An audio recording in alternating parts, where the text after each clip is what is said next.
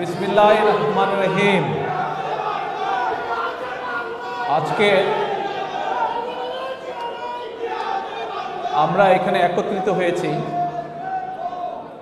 বাংলাদেশের প্রথম রাষ্ট্রপতি, বাংলাদেশের স্বাধীনতার ঘোষক, বাংলাদেশের অন্যতম বৃহত্তম রাজনৈতিক দল এবং সবচাইতে জনপ্রিয় রাজনৈতিক দল বিএনপির প্রতিষ্ঠাতা শহীদ রাষ্ট্রপতি জিয়াউর রহমানের ৩৫তম মৃত্যু বার্ষিকী উপলক্ষে, শাহাদাত বার্ষিকী উপলক্ষে বক্তব্যের শুরুতেই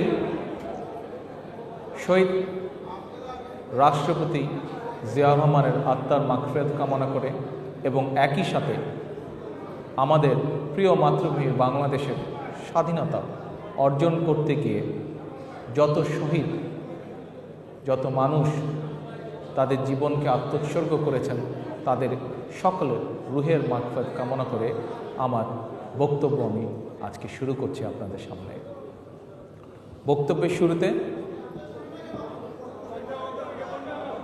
অনুষ্ঠানের নিয়ম অনুযায়ী অনুষ্ঠানের সভাপতি, বিশেষ অতিথিবৃন্দ, মঞ্চে উপবিষ্ট অতিথিবৃন্দ এবং আমার সামনে উপস্থিত বিভিন্ন জোনাল কমিটির নেতৃবৃন্দ সহ বিএনপি যুবদল, ছাত্রদল সহ মহিলা দল সহ স্বেচ্ছাসেবক সকল পর্যায়ের নেতৃবৃন্দ, কর্মী ভাইরা, আসসালামু আলাইকুম। আমার সামনে সাংবাদিক ভাইরা উপস্থিত আছেন, আসসালামু আলাইকুম। আজকে এখানে সন্ধ্যা থেকে আমরা অনেক বক্তার অনেকগুলো গুরুত্বপূর্ণ বক্তব্য আমরা শুনেছি। যেহেতু আজকে এটি শহীদ জিয়ার শাহাদাত বার্ষিকী উপলক্ষে আলোচনা সভা, সেজন্য তাকে ঘিরেই মূলত আলোচনাগুলো হয়েছে। কিন্তু একজন বক্তা এখানে বলে গেছেন, শহীদ জিয়া শুধুমাত্র একজন ব্যক্তি নন, তিনি যেমন একজন মুক্তিযোদ্ধা, তিনি যেমন একই সাথে একজন রাষ্ট্রনায়ক ছিলেন, তিনি একজন একই সাথে রাজনীতিবিদও ছিলেন। কাজেই একটি ছেড়ে আরেকটি বিষয় নিয়ে আলোচনা করলে আলোচনা পরিপূর্ণতা পাবে না। সেজন্য আমরা যদি আলোচনা করতে চাই শহীদ জিয়াকে নিয়ে, একজন রাজনীতিবিদ হিসাবে তাকে আমাদের দেখতে হবে, অ্যাট দ্য সেম টাইম একজন রাষ্ট্রনায়ক হিসাবে তাকে আমাদের দেখতে হবে, অ্যাট দ্য সেম টাইম একজন মুক্তিযোদ্ধা হিসাবে আমাদেরকে দেখতে হবে। এবং যেহেতু উনি রাষ্ট্রনায়ক ছিলেন, সেই জন্য তার রাষ্ট্র পরিচালনা চলে আসবে সেই সময়কার কীভাবে রাষ্ট্র পরিচালিত হয়েছিল। যেহেতু উনি একজন রাজনীতিবিদ ছিলেন সেই কারণে, এবং উনি একটি রাজনৈতিক দল প্রতিষ্ঠিত করে গেছেন, যেই দলটি বাংলাদেশের অন্যতম বৃহৎ রাজনৈতিক দল এবং যেই দলটি বাংলাদেশে সবচেয়ে জনপ্রিয় রাজনৈতিক দল। সেই জন্য রাজনীতিবিদ হিসাবে যখন ওনাকে আমরা আলোচনা করব, তখন তৎকালীন এবং বর্তমান উভয় পরিস্থিতি নিয়ে আমাদেরকে আলোচনা করতে হবে। উনি একজন মুক্তিযোদ্ধা ছিলেন, মুক্তিযোদ্ধা হিসেবে যখন ওনাকে আমরা তুলে ধরব, তখন মুক্তিযুদ্ধের আগে পিছের যতগুলো ঘটনা আছে, প্রাসঙ্গিক ঘটনা আছে, সবগুলো নিয়েই তাকে আমাদের আলোচনা করতে হবে। তো আমি একরকম মানসিক প্রস্তুতি নিয়ে এখানে এসেছিলাম যে আলোচনা কিভাবে শুরু করব, কিন্তু সেটাতে সামান্য একটু ব্যাঘাত হয়েছে, একটু অন্যভাবে আপাতত শুরু করতে হচ্ছে আমাকে। কেন? যখন এখানে বসে, এই মঞ্চে বসে যখন আমি অন্য বক্তাদের বক্তব্য শুনছিলাম, সেই সময় আমার কাছে ছোট্ট একটা কাগজ, একটা ইয়াং ছেলে, নতুন প্রজন্মের একজন ছেলে, যুবক, আমার কাছে এই কাগজটি, এই চিরকুটটি লিখে পাঠায়। চিরকুটটিতে খুব সংক্ষেপেই সে দুটো লাইন লিখেছে। আমার কাছে লাইন দুটো খুব সিম্পল লাইন, কিন্তু এই লাইন দুটো যদি কেউ পড়ে এবং লাইন দুটো পড়ার পরে প্রতিটা লাইনের জন্য 30 সেকেন্ড করে যদি, অর্থাৎ 2 লাইনের জন্য 1 মিনিট সময় দেয়, তাহলে তার কাছে পরিষ্কার হয়ে যাবে শহীদ জিয়া এবং অন্য রাজনীতিকদের পার্থক্য, ভিতরে পার্থক্য। শহীদ জিয়ার সকল দেশ নিয়ে সকল কার্যক্রম একজন রাজনীতিবিদ হিসাবে, এবং সেই সময়কার অন্য রাজনীতিবিদদের সকল কার্যক্রম, শহীদ জিয়ার মুক্তিযোদ্ধা হিসাবে ভূমিকা এবং অন্যদের ভূমিকা, রাষ্ট্রনায়ক হিসেবে শহীদ জিয়ার ভূমিকা তৎকালীন বা সেই সময়ের আগে পিছিয়ে যারা রাজনীতি ছিল তাদের ভূমিকা। আমি লাইন দুটো আপনাদেরকে পড়ে শোনাচ্ছি।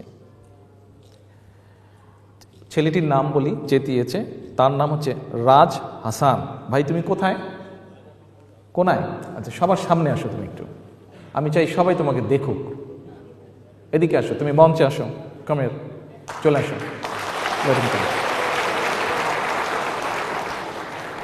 আসো এখানে দাঁড়াও 1 মিনিটের জন্য। এই সেই রাজ হাসান। আমি জানি না ও কেন আমার কাছে পাঠিয়ে, তবে আমি এতটুকু বুঝতে পারি যে ওর সমগ্র চিন্তা দিয়ে ও যে দলকে ভালোবাসে, শহীদ জিয়ার যে 19 দফা শহীদ জিয়ার যে রাজনৈতিক আদর্শ, এটিকে সে মর্মে মর্মে উপলব্ধি করেছে বলেই আজ আমার কাছে এই লাইন দুটো সে পাঠিয়েছে। কি লিখেছে আসো, তুমি নিজে পড়ো, তুমি কি লিখেছো, আসো কামের।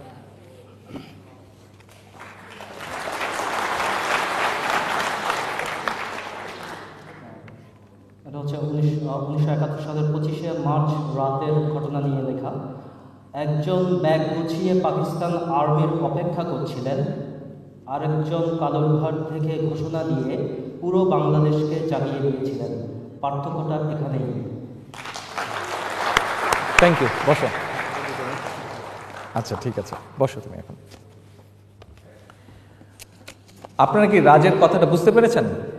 আমরা যদি রাজের কথাটা অনুভব করি, মন দিয়ে রিয়েলাইজ করি, আমাদের সমগ্র আলোচনা, সকল লাইনগুলো, সকল শব্দগুলো কিন্তু এই দুটো লাইনের মধ্যেই চলে আসে। আসুন, ঠিক আছে। তো এখন আমরা রাজের কথা দিয়ে শুরু করলাম। এখন বিস্তারিত আর একটু আলোচনায় যাই আমরা। আপনারা দেখবেন এই যে উর্দু শব্দের নামধারী যে রাজনৈতিক দলটি আওয়ামী লীগ,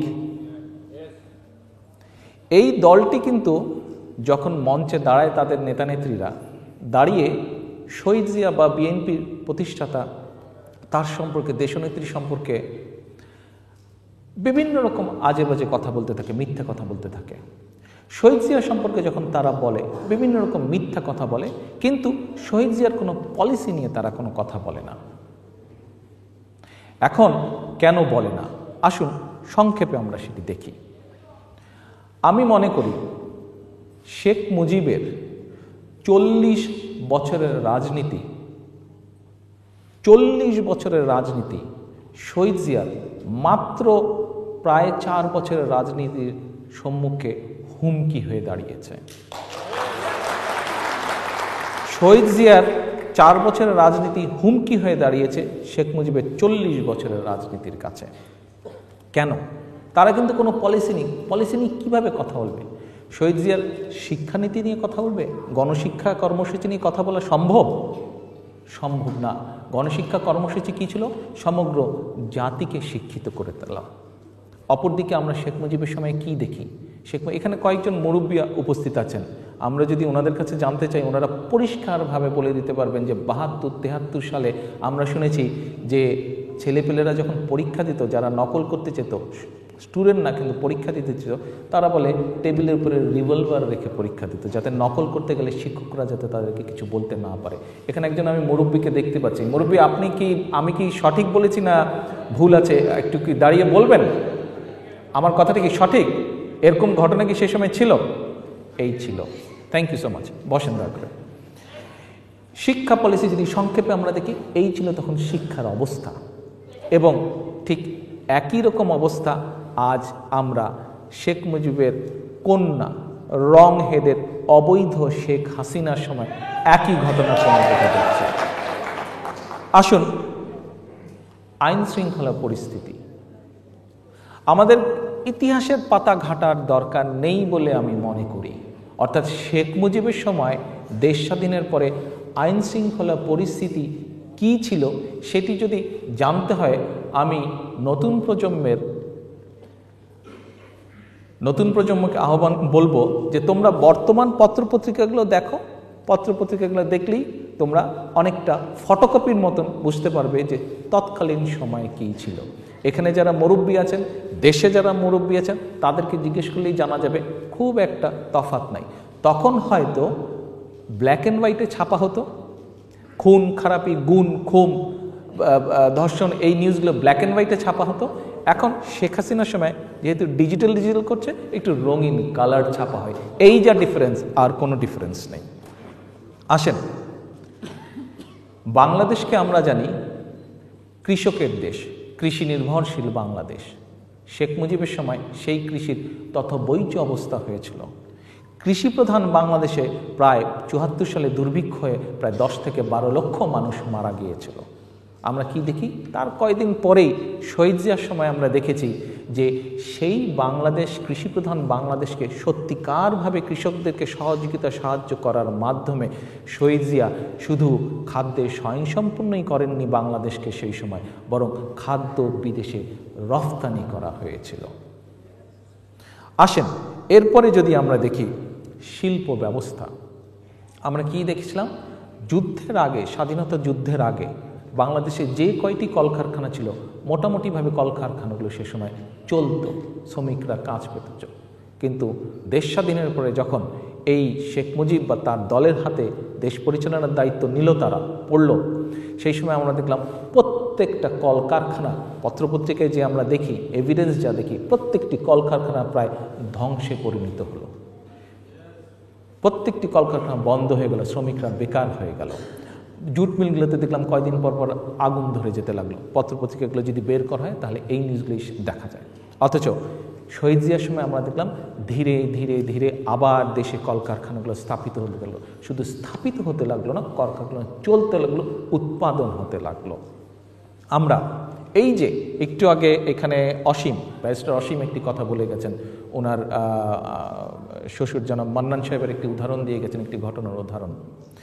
এই যে বাংলাদেশে যে অন্যতম সবচেয়ে বড় রফতানি খাত, বর্তমানে বাংলাদেশের যে অন্যতম সবচেয়ে বড় রেমিটেন্স যেই সেক্টর থেকে আসে, গার্মেন্ট শিল্প, এই গার্মেন্ট শিল্প শহীদ জিয়ার সময় স্থাপিত হয়েছিল।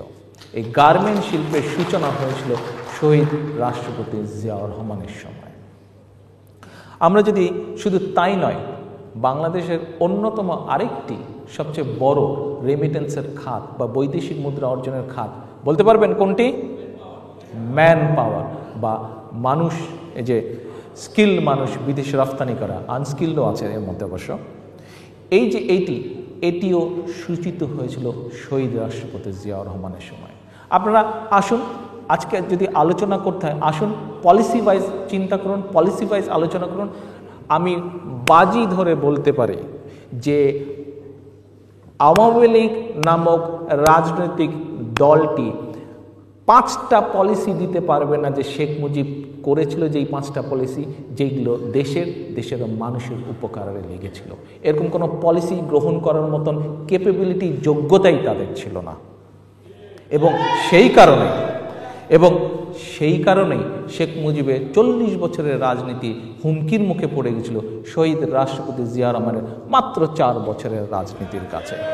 সবচাইতে বড় পার্থক্য শহীদ রাষ্ট্রপতি জিয়া রহমান এবং শেখ মুজিবুর রহমানের মধ্যে সবচাইতে বড় পার্থক্য কোনটা জানেন? বড় পার্থক্য হচ্ছে, যেই শেখ মুজিব তার সারা জীবনের রাজনীতিতে গণতন্ত্র গণতন্ত্র গণতন্ত্র গণতন্ত্র বলে চিৎকার করেছিল, যখন ক্ষমতায় আসার 2 বছরের মাথায়, 3 বছরের মাথায় সে গণতন্ত্রকে গলা টিপে হত্যা করেছিল এবং গলা টিপে হত্যা করে বাকশাল রচনা করেছিল। শেখ মুজিবের রাজনৈতিক জীবনের মূল আদর্শ কিন্তু not Awami League, but it was Baksal, because রাজনৈতিক জীবনে সে কিন্তু আওয়ামী লীগকে জন্ম দেয়নি। তার রাজনৈতিক জীবনে সে যদি কোনো পলিটিক্যাল ইনস্টিটিউশন জন্ম দিয়ে থাকে, সেটি ছিল বাকশাল। যে সারা জীবন বলেছে সে সংবাদপত্রের স্বাধীনতায় বিশ্বাস করে। আমার সাংবাদিক ভাইয়েরা এখানে উপস্থিত আছেন, জানি না কতটুকু লেখার ওনাদের সুযোগ আছে বা সাহস আছে বা সদিচ্ছা আছে, কিন্তু সেই সংবাদপত্রের স্বাধীনতাকেও গলা টিপে হত্যা করেছিল সেদিন শেখ মুজিব। এবং পার্থক্যটা এখানেই, শহীদ রাষ্ট্রপতি জিয়াউর রহমান যখন দেশ পরিচালনার দায়িত্ব পেলেন, যত দ্রুত সম্ভব হয়েছে উনি সেই গণতন্ত্রকে ফিরিয়ে দিয়েছিলেন দেশের মানুষের কাছে। শুধু গণতন্ত্রকে ফিরিয়ে দেননি, উনি বহুদলীয় গণতন্ত্র চালু করেছিলেন, যেখানে শেখ মুজিব সকল দলগুলিকে নিষিদ্ধ করেছিল।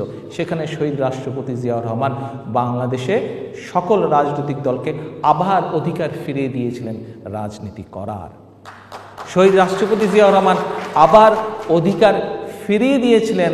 আজকে এখানে যেরকম অসীম ঘটনাটা তার গার্মেন্টসের ঘটনায় বলে গিয়েছিল যে লক্ষ লক্ষ গার্মেন্টস কর্মী আজকে চাকরি পেয়েছে। আজকে অনেক গার্মেন্টস মালিকরা BMW মার্সিডিস চালাচ্ছে, বিকজ সেদিন শহীদ জিয়া পলিসি গ্রহণ করেছিল বলেই তারা আজকে এইসব গাড়ি চালাতে পারছে, তারা আজকে এইসব ব্যবসা করতে পারছে।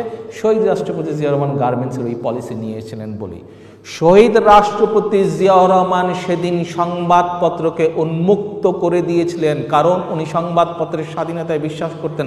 সেই জন্যই আজকে আমার এখানে বসে থাকা অনেক সাংবাদিক বন্ধুরা সাংবাদিকতা করতে পারছেন। কাজেই সাংবাদিকতা করতে পারছেন।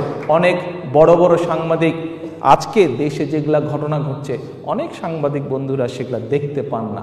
তারা শুধু দেখতে পান বিএনপি কি দোষ করলো, ভুল করলো, অন্যায় করলো, ত্রুটি করলো। কাজেই এইটি তাদের বিবেকের কাছে প্রশ্ন যে দেখার দৃষ্টি কি এক চোখ দিয়ে দেখবেন না দুই চোখ খুলে দেখবেন।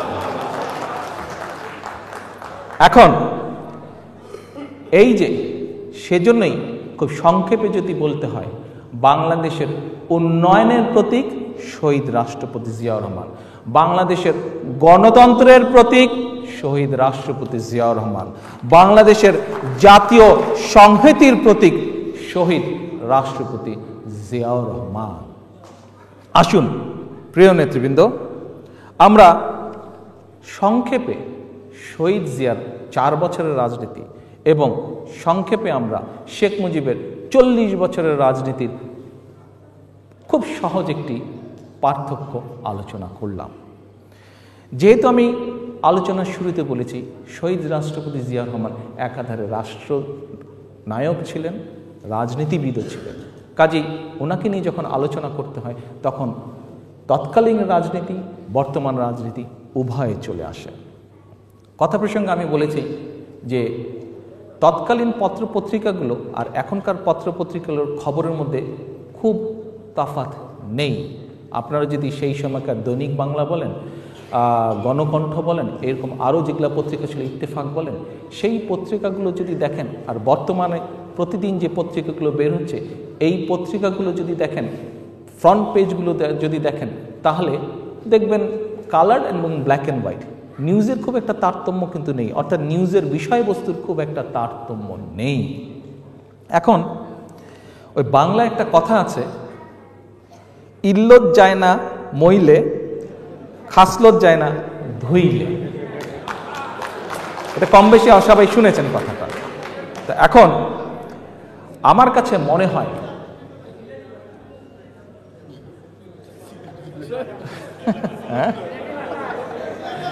হ্যাঁ সিলেটি ভাষা, জি। আপনারা যেহেতু এখানে অধিকাংশ আমাদের এখানে উপস্থিত মানুষেরা অধিকাংশ সিলেটি, সেই জন্য এটা এর একই উক্তি দেশের অন্যান্য অঞ্চলেও আছে, বাট সিলেটিতে দিয়ে আমি শুরু করলাম যাতে বুঝতে সবার সুবিধা হয়। তো এখন আলোচনার সেকেন্ড পর্ব যদি ধরি, আলোচনার সেকেন্ড পর্বে এই কথাটা দিয়ে শুরু করতে হচ্ছে। এখানে আমাদের এখানে একজন বিশিষ্ট অতিথি আছেন, আবুল হাসনাত সাহেব, ডক্টর হাসনাত সাহেব। ওনার মতন সমাজে বহু মানুষ আছেন, বহু মানুষ ওনার মতন আছেন। উনি যেই ধরনের মানুষ, ওরকম বহু মানুষ আছেন। প্রত্যেকটি মানুষ, সেই মানুষগুলোর প্রত্যেকটি মানুষকে জিজ্ঞেস করুন, প্রত্যেকটি বিবেকবান মানুষকে আপনারা জিজ্ঞেস করুন যে তফাৎটা কি। ওনারা বলবে কোনোই তফাৎ নাই, বাপ এবং বেটির শাসনের মধ্যে তফাৎ কোনোটাই নাই। তখন ছিল অ্যানালগ, এখন হচ্ছে ডিজিটাল। তখন অ্যানালগ পদ্ধতিতে ব্যাংক ডাকাতি হয়েছে, খুন খারাপি হয়েছে। এখন ডিজিটাল পদ্ধতিতে ব্যাংক ডাকাতি হচ্ছে, খুন খারাপি হচ্ছে। ওই নারায়ণগঞ্জের 7 মার্ডার এই আমলেও হয়েছে, সূর্য সেন হলের সামনে 7 মার্ডার সেই আমলেও হয়েছে। এখন এই যে বললাম খাসলত যায় না ধুইলে,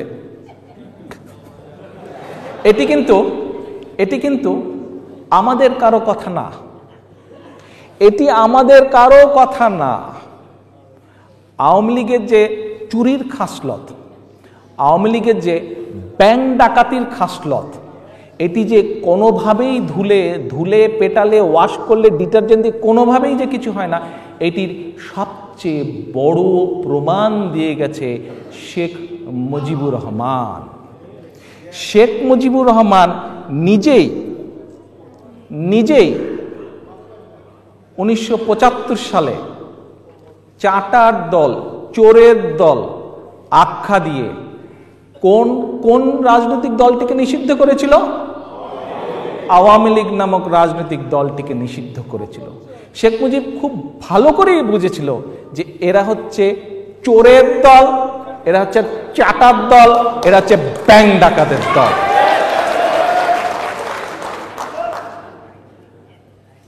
আমরা কি দেখলাম? শেখ মুজিব যখন চোরের দল চাটার দল বলেছিল, সেই সময় আমরা দেখলাম যে শেখ কামালের ব্যাংক ডাকাতি। ওকে, তারপরে এত বছর পরে আবার আমরা কি দেখলাম? এত বছর পরে আমরা দেখলাম ভাইগনার ব্যাংক ডাকাতি in a digital form, in a digital way. Bangladesh ব্যাংকের নিজের হিসাবে এই গত মে মাসে বাংলাদেশ ব্যাংক নিজেই বলছে যে 2010 সাল থেকে 15 সাল পর্যন্ত বাংলাদেশ ব্যাংকের কত হাজার কোটি টাকার হিসাব নেই? 12,000 কোটি টাকার হিসাব নেই। কি আশ্চর্য ব্যাপার! 12,000 কোটি টাকার কোনো হিসাব নেই। কি পরিমাণ টাকা অপচয় হয়েছে, জনগণের টাকা। শুধুমাত্র তাই নয়, আরও কি, ওয়াশিংটন ভিত্তিক একটা গবেষণা প্রতিষ্ঠান আছে যারা এই যে ফাইন্যান্সিয়াল পেপারগুলো ডিল করে, পৃথিবীর বিভিন্ন দেশের রিসার্চ করে। সংক্ষেপে তাদের নাম হচ্ছে জিএফআই। শুধু জিএফআই যে বলেছে তা না, খোদ আবার বাংলাদেশ ব্যাংক কি বলছে যে গড়ে কয়দিন আগে বাংলাদেশ ব্যাংকের এক্স গভর্নর উনিই বলেছেন গড়ে গত 7-8 বছর যাবৎ গড়ে বাংলাদেশ ব্যাংক থেকে প্রায় 70 থেকে 72 হাজার কোটি টাকা পাচার হচ্ছে। 70 থেকে 72 হাজার কোটি টাকা পাচার হচ্ছে। এই টাকাগুলো কার? জনগণের টাকা। এবার বুঝেছেন আমি যে বলেছি ইল্লত যায় না মইলে খাসলত যায় না ধুইলে, কত খাঁটি কথা। এবং এবার বুঝেছেন শেখ মুজিব কত কারেক্টলি আওয়ামী লীগ সম্পর্কে তার নিজের কথাটি বলেছিল। শেখ মুজিবকে এই জন্য আমি মনে করি যে বিএনপির পক্ষ থেকে একটি পুরস্কার কিছু দেওয়া উচিত, মরণোত্তর পুরস্কার এই জাতীয় কিছু দেওয়া উচিত। হ্যাঁ,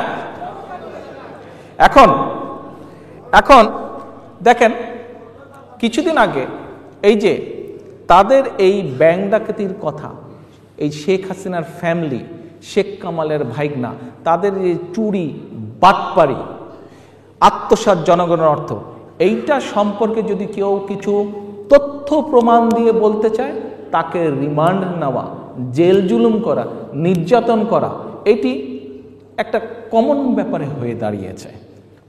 এখন আমরা প্রায় 1-1.5 বছর আগে আমেরিকার ঠিকানা পত্রিকা তারা একটি নিউজ ছাপলো। কি ছাপলো? যে শেখ কামালের ভাইগনা যে তার $300 মিলিয়ন বলে হদিস আছে আমেরিকান একটি সংস্থার কাছে। সেই পত্রিকার বিরুদ্ধে কিন্তু কোনো কেস করেনি তারা। বাংলাদেশে যেরকম কিছু কেউ বললেই বিরোধী দলের নেতাকর্মীরা, বিরোধী দলের কোনো কলামিস্ট, লেখক, অর্থাৎ এই আওয়ামী লীগের সাথে যায় না, এরকম কেউ যদি কোনো তাদের সম্পর্কে একটি সত্য কথা বলে, তাদের অন্যায় সম্পর্কে, তাদের জোচ্চুরি সম্পর্কে, তাদের চুরি সম্পর্কে, কথাটি বলার আগেই তার রিমান্ড হয়ে যাচ্ছে, জেল হয়ে যাচ্ছে, জুলুম হয়ে যাচ্ছে। কিন্তু ঠিকানা পত্রিকা তো $300 মিলিয়ন হদিস আছে এরকম একটা নিউজ করলো, কই ঠিকানার বিরুদ্ধে তো কেস করলো না। এখন হতে পারে দুটো কারণে কেস করেনি, ভয় পেয়েছে যদি ঠিকানা বাকিটা প্রকাশ করে দেয়। এক, এই কারণে কেস করেনি। দুই, আরেকটি কারণে কেস করেনি যে এইসব দেশে প্রমাণ ছাড়া কোনো কেস করা যায় না, জানেন তো আপনারা। কিন্তু বাংলাদেশে কেন করা যাচ্ছে? বাংলাদেশে এই জন্য করা যাচ্ছে, আবারও প্রমাণ হলো যে বাংলাদেশের নিম্ন আদালতই বলেন বা উচ্চ আদালতই বলেন, এরা যে রাজনৈতিক প্রভাব মুক্ত নয় সেটি আবার প্রমাণ করলো শেখ হাসিনা এবং তার এই অবৈধ সরকার। এবং সেই জন্যই বাংলাদেশের উচ্চ এবং নিম্ন উভয় আদালতকে যে তারা ইচ্ছা মতন ধাবিত করতে পারে, ইচ্ছা মতন যা ইচ্ছা রায় দেওয়াতে পারে, সেই জন্যই বাংলাদেশের মধ্যে কেউ কিছু বলতে গেলে, তাদের অন্যায়ের প্রতিবাদ করতে গেলে তার বিরুদ্ধে কোর্ট এই রায় দিয়ে দেয়, এবং যে রায় সত্যের বিরুদ্ধে যায়, মিথ্যার পক্ষে যায়। আমরা কি দেখি? আমরা দেখি সমগ্র দেশবাসী, এটা এখন সবার আমাদের একদম এটা মুখস্থ হয়ে গেছে এবং এটা একটা ওপেন খেলা হয়ে গেছে। কি খেলা হয়ে গেছে? যখনই আমরা দেখি যে তাদের এসব চুরির ঘটনা, সেই ফিলিপাইনের পত্রিকা, ফিলিপাইনের মিডিয়া যখন বলে দিল 800 কোটি টাকা গায়েব, বাংলাদেশ ব্যাংকের থেকে 12,000 কোটি টাকা গায়েব, বছরে প্রায় গড়ে 70-72 হাজার কোটি টাকা পাচার হয়ে যাচ্ছে, তারপরে পানামাতে যখন এই অবৈধ হাসিনা সরকারের বিভিন্ন কাছের লোকজনের নাম চলে আসলো, এইগুলো থেকে জনগণের দৃষ্টি, দেশবাসীর দৃষ্টি ডাইভার্ট করানোর জন্য তারা একটা নতুন নাটক তৈরি করলো। নতুন নাটক কি? হ্যাঁ, সরি, না, ওটা তো আছে। ওটার পরে ওটা দিয়ে যখন সুবিধা করতে পারলো না, আরেকটা নতুন নাটক তারা তৈরি করলো। কি নাটক তৈরি করলো? মোসাদ নাটক তারা তৈরি করলো। আসেন সংক্ষেপে এই নাটকটা আমরা একটু দেখি। এখন আমাদের একজন নেতা, আমাদের একজন কর্মী, সে ভারতে গিয়েছে। ভারতে তার পরিচিত ছিল বিজেপির একজন নেতা, সে তাকে তাদের একটা অনুষ্ঠানে ইনভাইট করেছে। সেখানে ঘটনাচক্রে একজন লোকের সাথে দেখা হয়ে গেছে, যে লোকটি ইসরায়েলি সরকারের কিছু একটা হবে, দেখা হয়ে গেছে।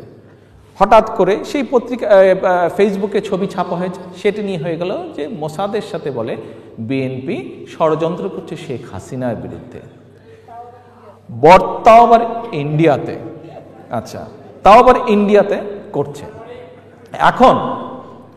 এখন বিষয়টা হচ্ছে যে এই যে ষড়যন্ত্রের কাহিনী ফেটেছে আওয়ামী লীগ বা শেখ হাসিনা বা তার লোকজন।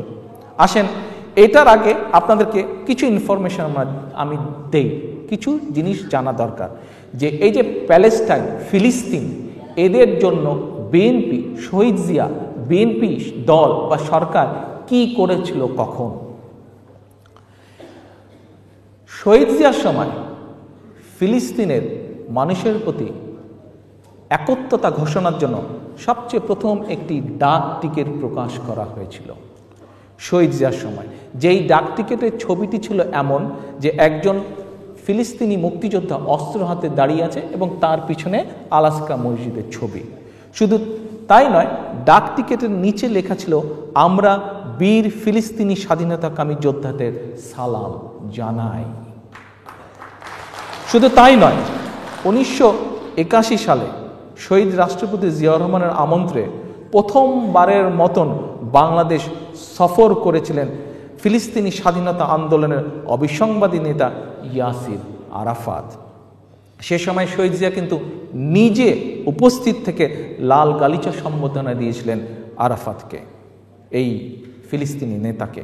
শুধু তাই নয়, কিন্তু শহীদ জিয়ার নেতাধীন বিএনপি সরকারের সময় কিন্তু বাংলাদেশ 15 সদস্য বিশিষ্ট জেরুজালেম সমন্বয় কমিটি, 6 সদস্য বিশিষ্ট জাতিসংঘে জেরুজালেম সমন্বয় কমিটি, এমনকি 3 সদস্য বিশিষ্ট আল-কুদস কমিটিতে অন্তর্ভুক্ত হয়েছিল।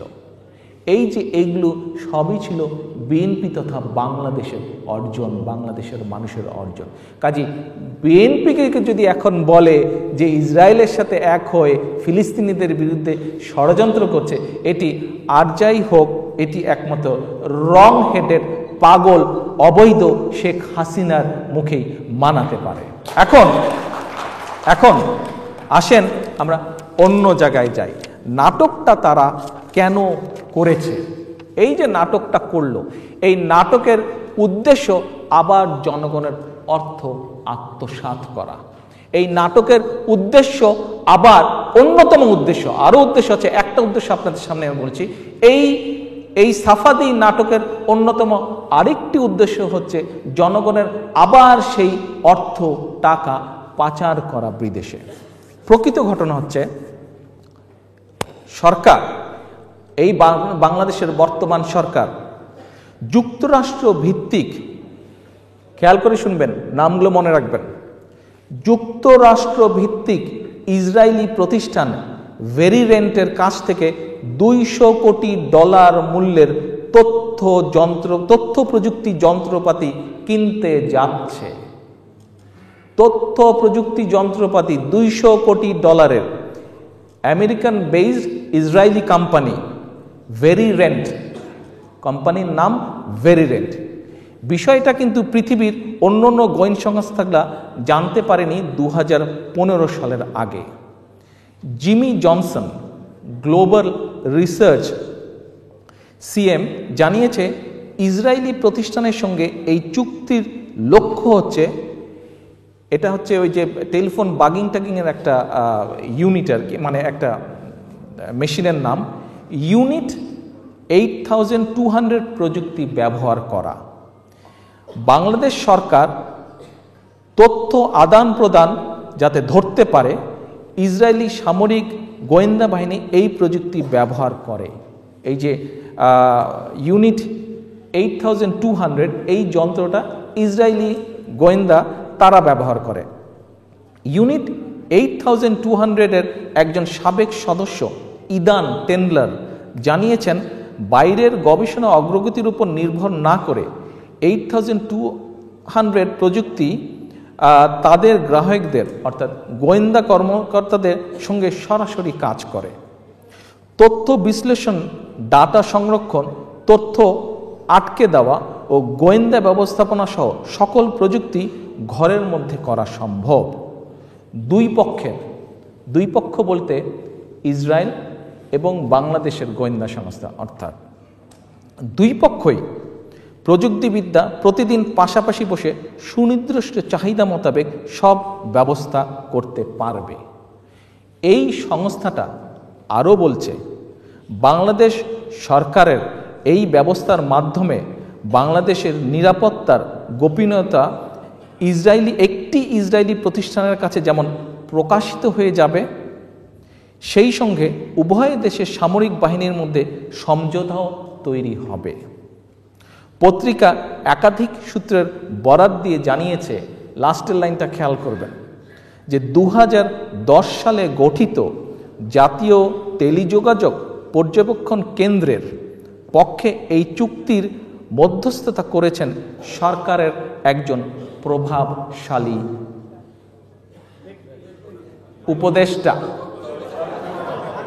উপদেষ্টা। এবার বুঝেছেন নাটকের মোসাদ, নাটকের অন্যতম আসল রহস্য এবং উদ্দেশ্য, আবার সেই জনগণের টাকা চুরি।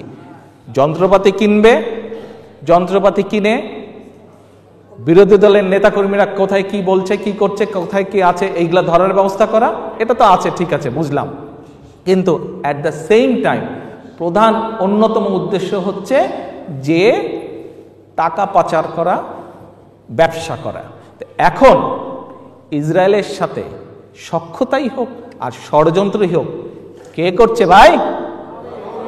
বিএনপি করে না। বিএনপির ষড়যন্ত্র করার কোনো দরকার নেই।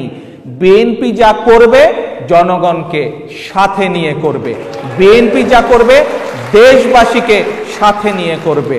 কারণ আসেন, 26শে মে বাংলাদেশের প্রায় সমগ্র পত্রপত্রিকায় একটি নিউজ ছাপা হয়েছিল। আপনাদেরকে একটি ঘটনা শুনিয়েছিলাম এর আগেও, বিএনপির প্রতিষ্ঠাবার্ষিকীতে খুব সম্ভব, যে শেখ মুজিব তৎকালীন এক ছাত্র নেতাকে কিছু একটা দিয়ে বলেছিল, এই কিছু একটা রাখো, মনে আছে? এই সেই নেতা বর্তমানে অবৈধ সরকারের অন্যতম অবৈধ মন্ত্রী। সেই অবৈধ মন্ত্রী কি বলেছে? সেই অবৈধ মন্ত্রী বলেছে তার নিজ এলাকায়, তার নিজ ডিস্ট্রিক্টে একটি জনসভার মধ্যে বলেছে, সুষ্ঠু নির্বাচন হলে আওয়ামী লীগ 40টি আসনও পাবে না। কাজেই ষড়যন্ত্র বিএনপি করার দরকার হয় না। বিএনপি যা করবে প্রকাশ্যে জনগণকে সাথে নিয়ে করবেন। আজকে আমরা যদি বাংলাদেশের প্রায় প্রত্যেকটি নির্বাচনকে সামান্য একটু বিশ্লেষণ করি, কি দেখতে পাই? আমরা দেখতে পাই এই যে দেশ স্বাধীনের পরে শেখ মুজিব পাকিস্তানি পাসপোর্ট পকেটে নিয়ে বাংলাদেশে ঢুকে বাংলাদেশের যে প্রধানমন্ত্রীর আসন বসে পড়ল কোনো নির্বাচন ছাড়াই। ঠিক আছে, বসে পড়ল, ভালো কথা।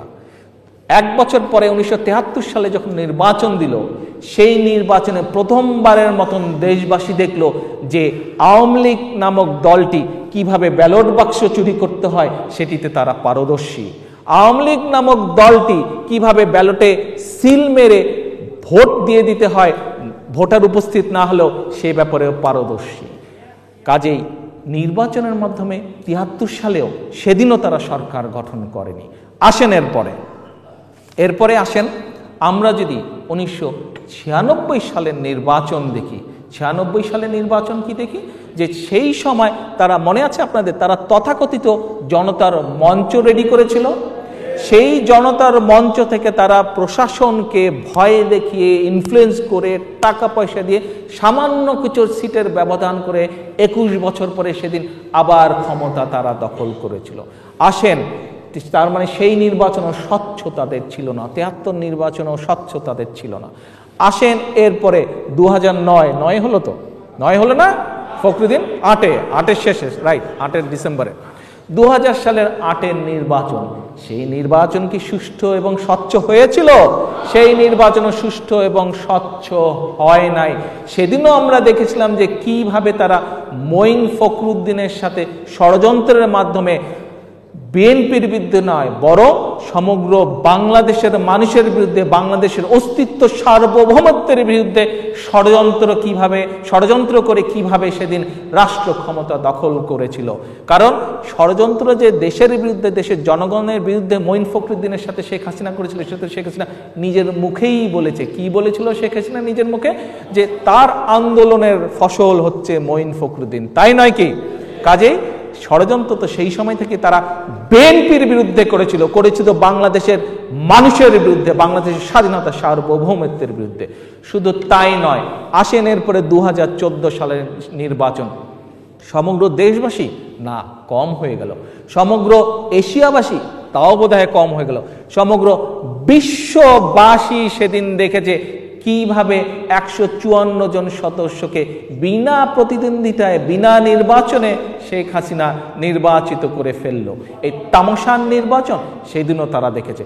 কাজেই আমরা যদি বাংলাদেশের ইতিহাস পর্যালোচনা করি, কোনো নির্বাচন নেই যেই নির্বাচনে আওয়ামী লীগ সুষ্ঠু স্বাভাবিকভাবে আসতে পারে। সেই জন্যই ভুল করেই হোক আর যেভাবেই হোক, এই অবৈধ মন্ত্রী সঠিক কথাটি বলে ফেলেছে যে সঠিক নির্বাচন, সুষ্ঠু নির্বাচন হলে আওয়ামী লীগ নামক দলটি কোনোভাবেই 40টির বেশি আসন পেতে পারে না। আমি মনে করি আর একটু কম, 10-12টা বোধহয় হয়তো বেশিই বলে ফেলেছে, তাই নাকি? আপনারা কি একমত? মানুষজনের কাছে, দেশের মানুষের কাছে যা শুনি তার থেকে বোধহয় 8-10টা সংখ্যা, 10-12টা সংখ্যা বোধহয় বেশিই দিয়ে ফেলেছে। যাই হোক, সেটি দেশের মানুষ। তবে তাদের পক্ষে সুষ্ঠু নির্বাচনের মাধ্যমে কোনোভাবেই আসা সম্ভব নয়। আর যতদিন এই কি রকিবুল না কি আছে, এই যে একটা কি নির্বাচন কমিশন, এর কোনোভাবেই সম্ভব নয়। কাজেই আজকে আমাদেরকে সঠিকভাবে সিদ্ধান্ত নিতে হবে যে এই দেশকে যদি সত্যিকারভাবে আমরা ভালোবাসি, আমরা যদি চাই যে আমাদের পরবর্তী প্রজন্ম মাথা উঁচু করে দেশের মধ্যে নিজেদেরকে প্রতিষ্ঠিত করি, বিশ্বের দরবারে নিজেদেরকে প্রতিষ্ঠিত করুক, তাহলে আজকে সবচেয়ে বড় বিষয় হচ্ছে আমাদেরকে ঐক্যবদ্ধ হওয়া। আজকে সবচেয়ে ইম্পর্টেন্ট বিষয় হচ্ছে যে বাংলাদেশ জাতীয়তাবাদের চেতনায় যারা আমরা উদ্বুদ্ধ, জাতীয়তাবাদের চেতনায় যারা, বাংলাদেশি জাতীয়তাবাদের চেতনায় যারা আমরা বিশ্বাস করি, আমাদের সকলকে একত্রিত হবে। এবং জাতীয়তাবাদের চেতনায় যারা বিশ্বাস করে, তারাই বিশ্বাস করে যারা 1952 সালে উর্দুর বিরুদ্ধে আন্দোলন করে বাংলা ভাষাকে প্রতিষ্ঠিত করেছিল। সেই মানুষগুলো বিশ্বাস করে বাংলাদেশের অস্তিত্বে, সেই মানুষগুলোই বিশ্বাস করে বাংলাদেশি জাতীয়তাবাদের অস্তিত্বে।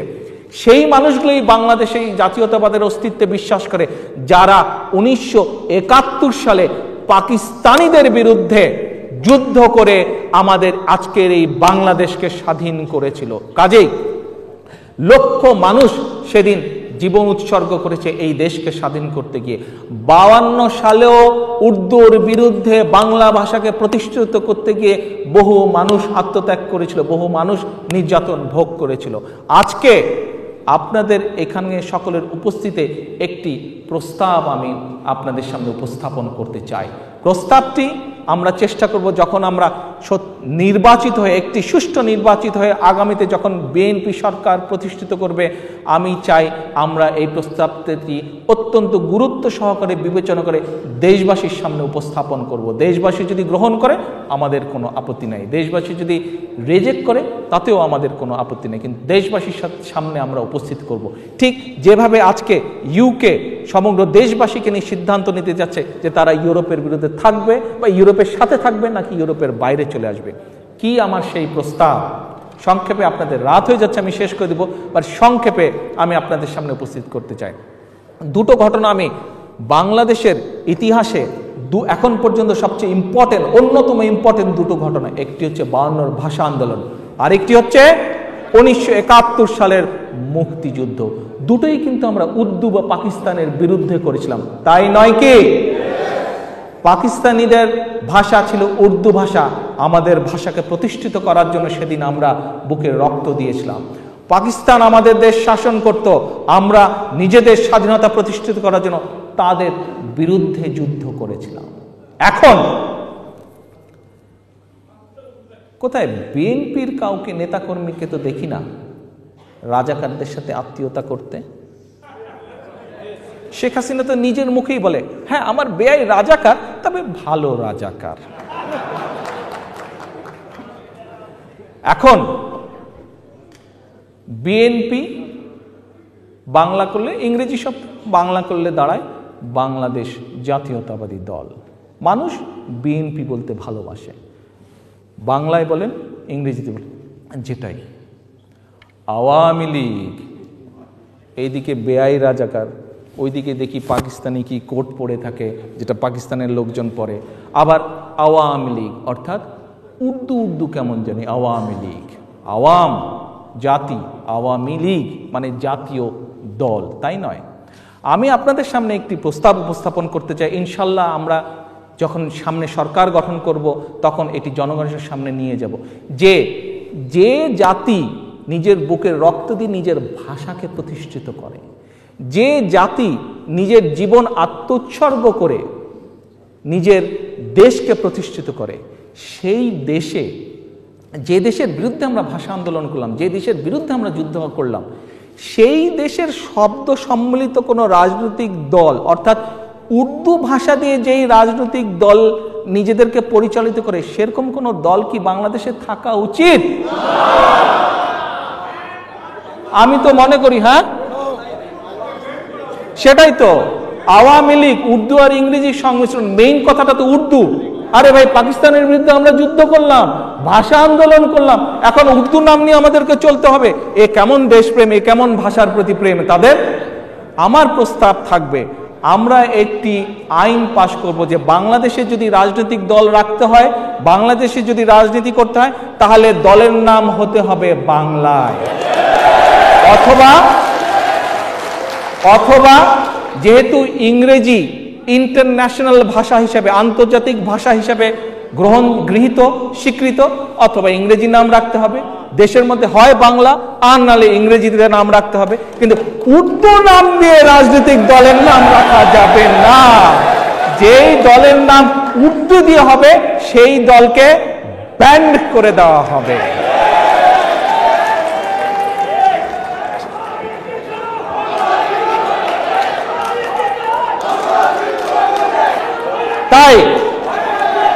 তাই শহীদ জিয়ার এই 35তম শাহাদাত বার্ষিকীতে এসে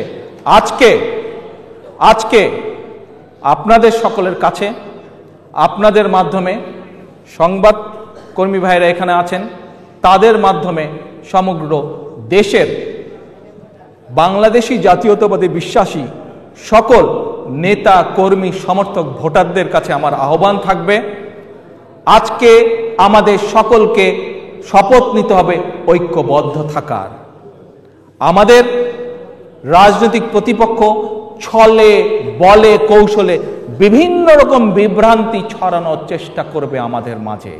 আমাদেরকে সকল বিভ্রান্তিকে পাশে রেখে, সকল মিথ্যাকে পাশে রেখে, সকল কিছুকে পাশে রেখে আমাদেরকে দেশনেত্রী বেগম খালেদা জিয়ার পেছনে দাঁড়াতে হবে ঐক্যবদ্ধভাবে।